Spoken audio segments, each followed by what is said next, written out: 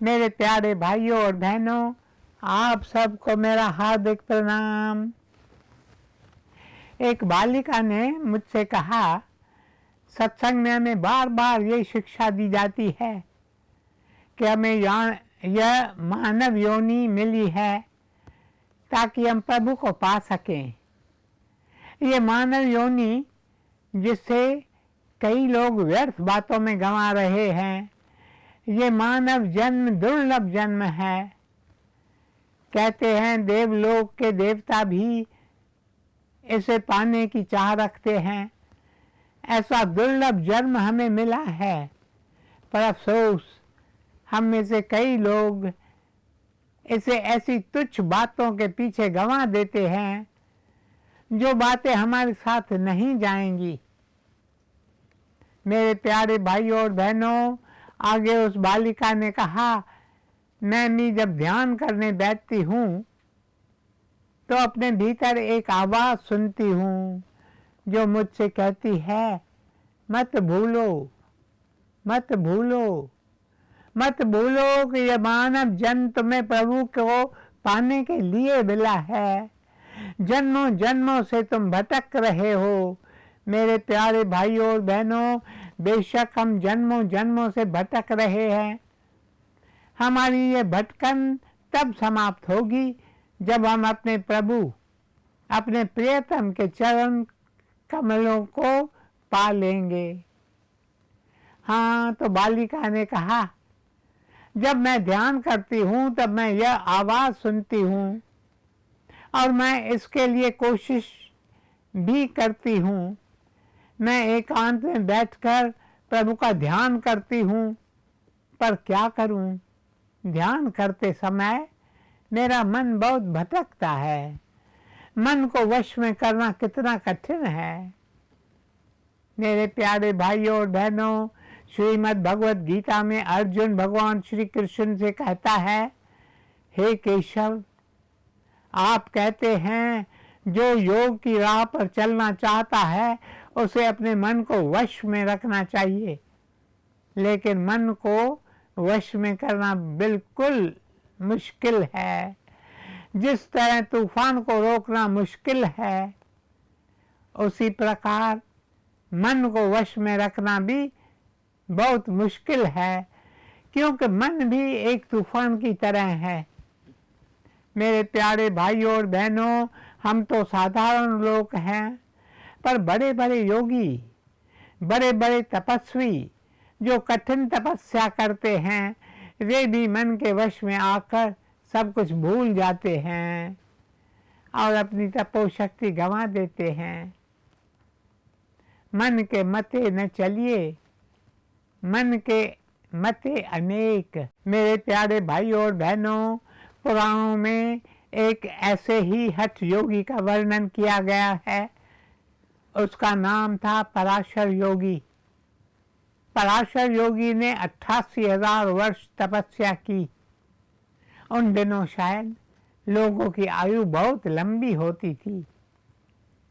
The average life of an individual was many thousands of years. लोग शायद लाखों वर्ष जीते थे। मुझे पता नहीं है, पर पुराणों में बताया गया है कि पराशर योगी ने 88,000 वर्ष तपस्या की। मान लो 88,000 वर्ष तपस्या न भी की हो, 88,000 दिन तपस्या की हो, तो भी 250 वर्ष हो जाएंगे। यदि 88,000 दिन न हो, पर 88,000 घंटे हो, तो भी 10-11 वर्ष हो जाएंगे। पर जो भी है, उसने कठिन तपस्या तो की। मेरे प्यारे भाइयों और बहनों, 88,000 वर्ष तपस्या करने के बाद योगी ने सोचा, अब मुझे अपने आश्रम में लौट जाना चाहिए। वह वन से निकला। राह में एक नदी थी जो उसे पार करनी थी। योगी ने देखा नदी के तट पर एक मछुआरा अपने परिवार के सदस्यों के साथ भोजन कर रहा था। दोपहर का समय था। मछुआरा अपने काम से लौटा था। पराशर योगी ने उसके पास जाकर कहा, देखो मुझे नदी के उस पार जाना है, तो मुझे अपनी नाव में बिठाकर उस पार ले चलो। इस पर मछुआरा बोला, महात्मा जी मैं आपको उस पार ले चलूँगा, पर इस समय मैं भोजन कर रहा हूँ, कृपया आप थोड़ी देर रुकने का कष्ट करें, मैं भोजन कर लूँ, फिर मैं आपको नदी के उस पार ले चलूँगा। यह सुनकर योगी को बहुत गुस्सा आया। उसने मन ही मन कहा, ये मेरी इतनी छोटी सी बात नहीं मान रहा, ये मुझे थोड़ी देर रुकने को कह रहा है। मेरे प्यारे भाइयों और बहनों, हमारा मन कैसा है, थोड़ी थोड़ी बात पर मचल जाता है। इसलिए संत हमें सदा नम्र रहने की शिक्षा देते हैं। जैसे जैसे आप नम्र होने लगेंगे, वैसे वैसे आप मन के प्रभाव से मुक्त होने लगेंगे। पराशर योगी मछुआरे से कहता है, यदि तुम मुझे तुरंत नदी के उस पार नहीं ले गए तो मैं तुम्हें श्राप दूंगा। मछुआरा योगी की बात सुनता है। पास ही उसकी बेटी बैठी थी। वह नहीं चाहती थी कि उसके परिवार पर योगी का कोई प्रकोप हो, इसलिए वह अपने पिता से कहती है, पिताजी आप थके हुए हैं, आप भोजन करें, मैं महात्मा को नाव में बिठाकर नदी के उस पार छोड़ आती हूँ। ऐसा कहकर बालिका उठती है और नाव में बैठ जाती है। योगी भी जाकर नाव में बैठता है। मेरे प्यारे भाइयों और बहनों, योगी ने 88,000 वर्ष तपस्या की। उसने कभी किसी स्त्री का चेहरा नहीं देखा। मछुआरे की बेटी बहुत सुंदर थी। उसका शरीर सुडौल था। योगी की नजर बालिका पर पड़ी। वह उसे देखता ही रह गया। धीरे धीरे उसके मन में काम वासना जागने लगी। वह बालिका से बोला, तुम्हें देखकर मेरे मन में संभोग की इच्छा जाग उठी है, मैं अपनी इच्छा पूरी करना चाहता हूँ। यह सुनकर बालिका कहती है, महात्मा जी दूर से आपको लगता है मैं बहुत सुंदर हूँ, मेरा शरीर सुडौल है, पर जब आप मेरे पास आएंगे तो आपको मेरे शरीर से दुर्गंध आएगी, क्योंकि मैं एक मछुआरन हूँ। आपको मेरे शरीर से, मेरे मुंह से मछली की गंध आएगी। इसलिए कृपया आप अपनी इच्छा पूरी करने का विचार त्याग दें। लेकिन योगी क्या करता, वह तो काम वासना की अग्नि में जल रहा था। इसलिए वह कहता है, तुम चिंता मत करो, मैं अपनी तपोशक्ति का कुछ अंश तुम्हें देता हूँ, जिससे तुम्हारे शरीर की दुर्गंध चली जाएगी और तुम्हारा सारा शरीर खुशबू से महक उठेगा। मेरे प्यारे भाइयों और बहनों, पराशर योगी का इतना कहना था और उस बालिका का सारा शरीर महक उठा। उसके शरीर की महक 4 मील की दूरी तक फैल गई। पर इससे योगी के 22,000 वर्षों की तपस्या नष्ट हो गई। बालिका का शरीर तो महक उठा। वह बोली, महात्मा जी मेरा शरीर महक रहा है, लेकिन आसमान में सूर्य देव चमक रहे हैं, उनकी उपस्थिति में आप यह काम कैसे कर सकेंगे। इस पर पराशर योगी कहता है, तुम चिंता मत करो, यदि तुम सूर्य देव के बारे में सोच रही हो तो मैं अपनी तपोशक्ति से सारा आकाश काले बादलों से भर दूंगा, जिससे सूर्य देव ढक जाएंगे। योगी का इतना कहना था कि आसमान में काले बादल छा गए, लेकिन ऐसा करने से उसकी तपोशक्ति और भी कम हो गई।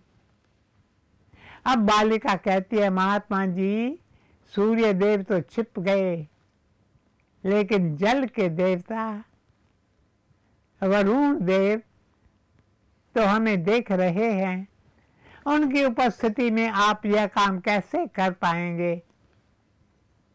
मेरे प्यारे भाइयों और बहनों, पराशर योगी की आंखों से अज्ञानता का पर्दा फिर भी नहीं हटा। वह पूरी तरह अपने मन के वश में था। इंसान जब अपने मन के वश में होता है तो उसे अच्छे बुरे की कोई परख नहीं होती। योगी कहता है, अब तो मेरे पास जितनी तपोशक्ति बची है उससे मैं इस नदी के जल को सूखा देता हूँ। यहाँ जल की जगह केवल रेत रहेगी। और ऐसा ही होता है। कबीर, कामी पुरुष का संचय कबहू न जाए। मेरे प्यारे भाइयों और बहनों, हम साधारण लोग हैं, पर बड़े बड़े तपस्वी और योगी मन के वशीभूत हो जाते हैं। ऐसे में हमें क्या करना चाहिए? ईश्वर को पाने के कई रास्ते हैं। शायद जितने लोग हैं उतने ही रास्ते हैं। एक एक इंसान को अपनी अपनी राह चुननी है। It is a trackless path on which each one has to move. चाहे रास्ता कोई भी हो, और उन सभी रास्तों को 3 वर्गों में बांटा गया है। इसलिए विशेष रूप से 3 मार्ग हैं। एक ज्ञान मार्ग, दूसरा कर्म मार्ग और तीसरा भक्ति मार्ग।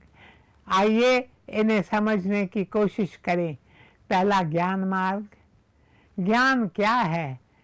ज्ञान है ये जानना कि ईश्वर कौन है, ब्रह्म क्या है। जो ज्ञान मार्ग पर चलता है वह ईश्वर को जानने की कोशिश करता है। जैसे जैसे वह इस मार्ग पर कदम बढ़ाता है उसे पता चलता है कि यह संसार मिथ्या है, एक ब्रह्मी सत्य है। ब्रह्मम सत्यम जगत मिथ्या। यह जग दिखाई देता है, पर वास्तव में यहाँ कुछ है ही नहीं, सब परछाई है। जैसे परछाई दिखाई तो देती है, पर वास्तव में होती नहीं, उसी प्रकार सारा संसार केवल छाया है। इसमें कोई सच्चाई नहीं है। सच्चाई बस एक ही है और वो है ब्रह्म। ज्ञान मार्ग को